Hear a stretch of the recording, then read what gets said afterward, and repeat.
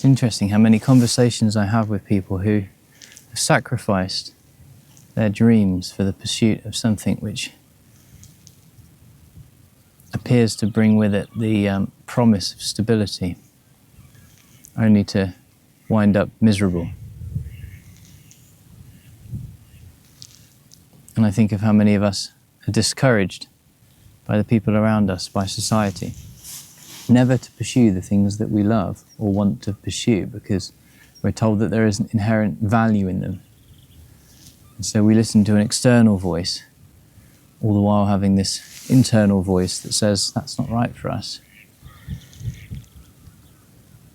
And I've had this yearning, I suppose you could call it, for many years to start making videos, not for any particular purpose, other than perhaps the purpose I'm sharing now.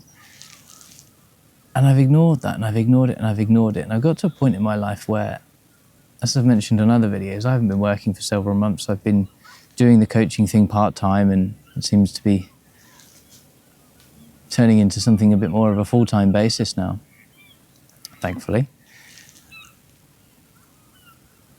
And how glad I am to be able to share more of myself, or to share the truth of myself.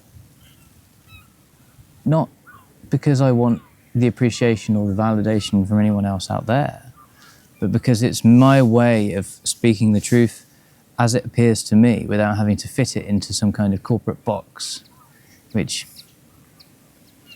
doesn't really work for me. It works for some people. If you're one of them, that's great, good for you. But for many of us, especially those of us artistically inclined, that's a very difficult proposition. So if you happen to be in that place, then I don't know if I'd consider this advice or not, but what occurs to me to say to you at least is, listen to that voice. Listen to that voice on the inside that says this thing, even though in the face of it logically it makes no sense, even though it may make no sense to pursue because you won't get money from it or you won't derive any external benefit from it, do it anyway. Do it for yourself. Do it for yourself as a way of honouring yourself. How many of us truly honour ourselves rather than honouring what we perceive to be the needs of others? And then with what little time is left at the end of the day, that time is the time we give to ourselves.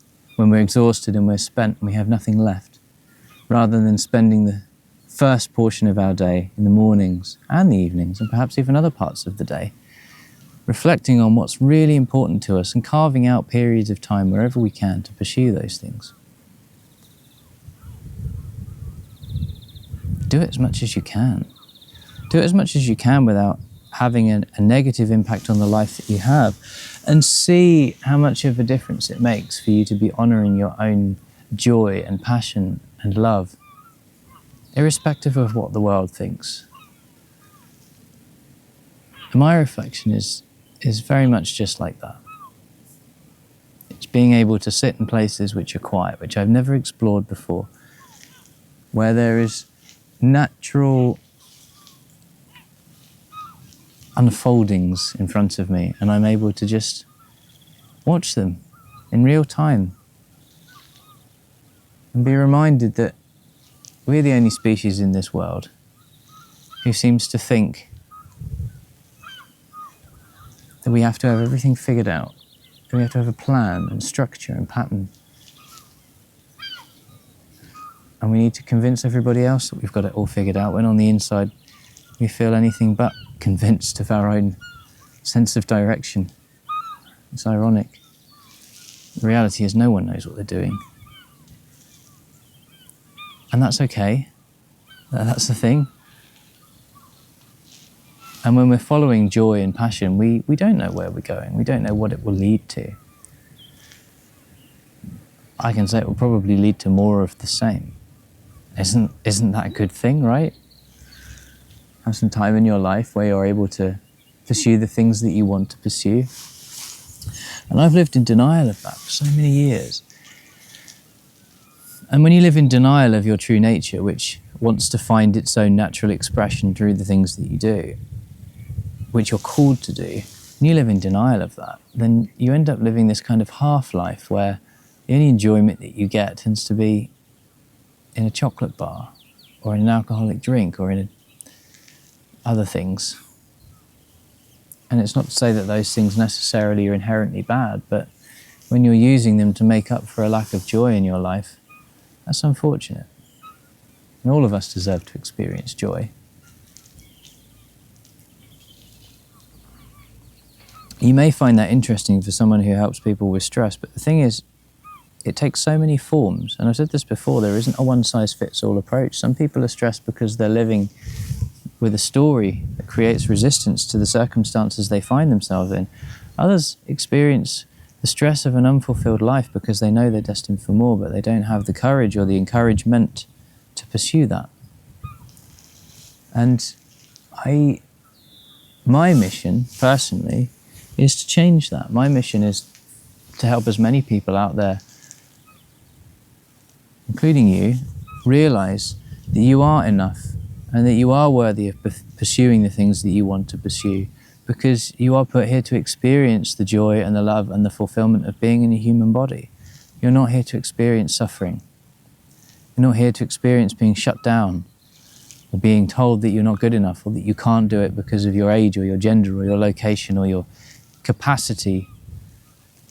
Because history tells us that those things they're just excuses made up by people who are lacking their own inner sense of fulfillment and want to project it onto us because, well, if we feel bad like they do, then they don't feel so bad. It's unfortunate, really. So by watching these videos and sharing them and liking and commenting and all that kind of stuff, you're doing me an enormous favour because you're helping me fulfil my mission, which I hope in turn helps others fulfil their missions. Because we're all put here to do something good. Some of us may be more closely aligned with that, but it's there. It's inside of us. It's already there. It's just covered up under layers of stories that tell us we can't for whatever reason. And as soon as we get those stories out of the way, which can be done, then we start to live the life that we're meant to be living naturally. It's not that we need to become more confident or we need to have more belief in ourselves, because all of us have confidence and self-belief under the doubt. This is a reductive process, which actually is it's really cool. I like that, because it means there's nothing I need to give you. There's nothing I can give you anyway, but there's nothing I need to give you. It's simply just pointing towards something which is already true, which is that you are already enough. You already have the resources, you already have access to the joy and the love, and that it wants to find its natural expression through something unique to you. And that may be a combination of talent, it may be a combination of passion, it may be a combination of weaving in the story that you've led so far, that you've lived, that is the opposite of those things, and that becomes your art, it becomes your mission, it becomes your purpose, whatever you want to call it. And my mission is to help you reconnect with that as best as I am able to. So whatever you can do to support yourself and however you choose to support me, I appreciate that. Because the more of us that are in alignment with what's in here, then, well, I think the more the state of this world goes from one where we are largely disconnected from our nature, we are largely disconnected from our passions and from our loves.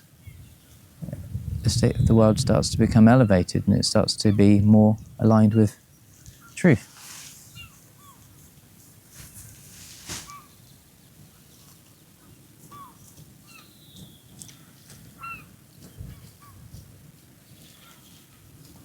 You deserve that as much as anybody else. You may not see that in this moment, but we'll get there. So I appreciate your time. Thank you for watching. And see you on the next one.